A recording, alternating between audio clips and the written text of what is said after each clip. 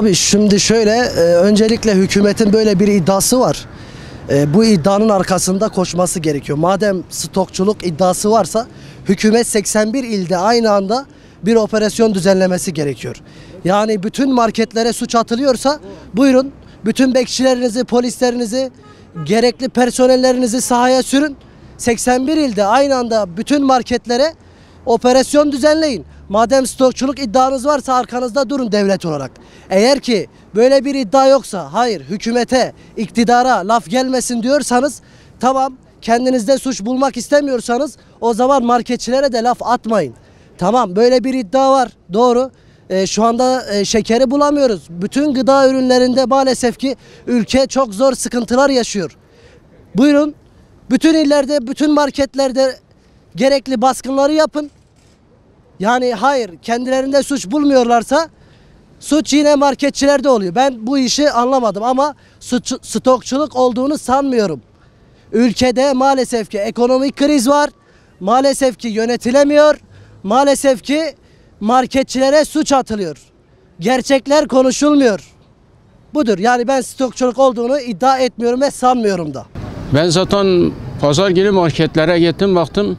Yani kip şeker bağlı olmuş, 5 kiloluk yağlar yok. Şeylerde yok yani. Ha. Nedir? Reyonlarda yok. 2 kiloluk yağlar var, onlar da çok bağlı. Yani bunların belediye ya da kim bakıyorsa bunlara bir an evvel etsinler. Marketlerin hiçbirisinde yok 5 kiloluk yağlardan. Şeker de bulunmuyor. Bulunsa da biraz bağlı yani. 45 milyon 50 milyon olmuş 5 kilosu. Başka diğer şeylerden de marketlerde yok. Marketlere bakıyorsun, reyonlar hepsi boş. Yani hep stok yapmışlar yani. Bunların bir çare bulunması lazım bir an evvel. Eğer halde onlar da doğrudur. Yani bazı marketlerde var, bazılarında yok yani. Bir de fiyatlar yüksek yani. 45 milyon falan 5 kilosa. Yani demek ki daha bundan bir ay evvel 30 milyondu, 45 milyon olmuş. Ya diğer şeyler hepsi bağlı yani.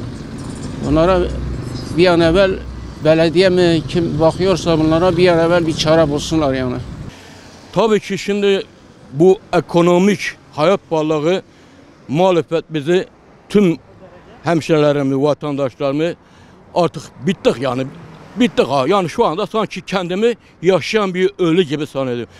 Tabii ki şimdi bu sizin sorunuza gelince deyince yağ, şeker işte akliye ne gelse markette, yumurtasından tut, yağından tut, işte şekerinden neyse.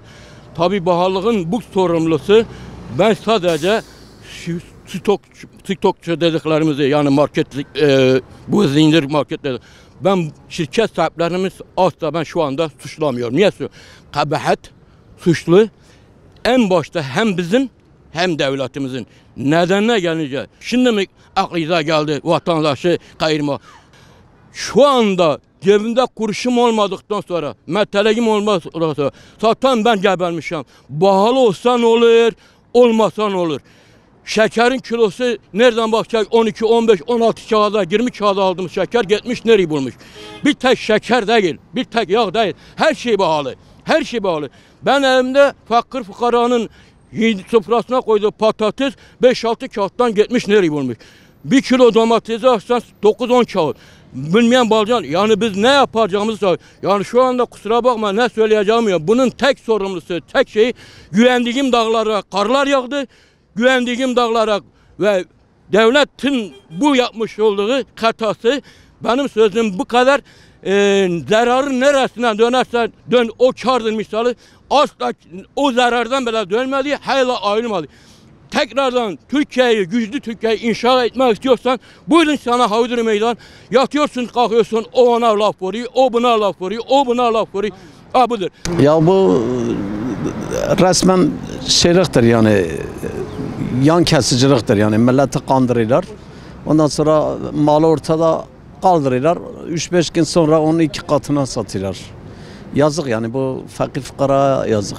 Yani bu şehrin belediyesi, belediye zaptaları yok mu? Kontrolleri yok mu? Denetleme yok mu? Geçsine denetlemesinler. Ceza yazsınlar. Bu büyük marketler mandalinanın kilosunu ben o günü gittim. Bu kadar mandalina kilosu 10 milyon. Öbür bakkala gittim. Büyük mandalinanın kilosu 3,5 milyon. Yani bir mandalina 7 milyon sene atılır mı küçük mandalina? Onun alışı 1 milyondur. 10 milyona satıyor. Yani bu kadar da insanı soymaya kalkıyorlar ama olmaz ki öyle. İnsanın kanını emiyorlar. Fakir fukaranın kanını emdiler bunlar ya. Şeker fiyatları sen akşamleyin yatıysan sabahleyin 2 katı oluyor. Yani yapılacak bir şey değil. Adım atılacak. Ben 2 milyar 8 milyar emeklilik maaşını alıyorum. 1 milyar 440 milyon elektrik borcum geldi. Peki bunun yanında benim evim kira olsa nasıl olacak? Benim 2 tane 3 tane çocuğum var okula gidiyor. Telefon var, bunun suyu var. Ne yiyeceğim ben? Ancak bir soğan, patates yemem lazım akşama kadar. Şimdi insanlarda eğer vicdan olmadığı zaman skot yapabilir. İnsan, Müslüman adam bunu yapmaması lazım. Eğer bu adam Müslüman değilse, paraya tapmışsa her şeyi beklersin. Paraya tapan insan her şeyi yapar. Doğru değil. İnsanlara İslami yaşantıyı yaşamalarına davet ediyoruz. İslam'ı yaşamasına davet ediyoruz. İslam nedir? Şeriat nedir? Allah nedir?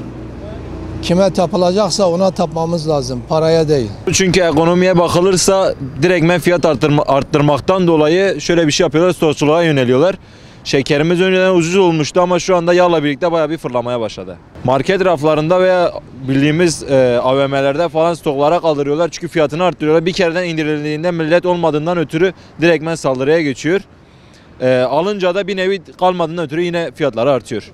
Ya stok bilmiyorum yani zenginler zaten her zaman stok yaparlar.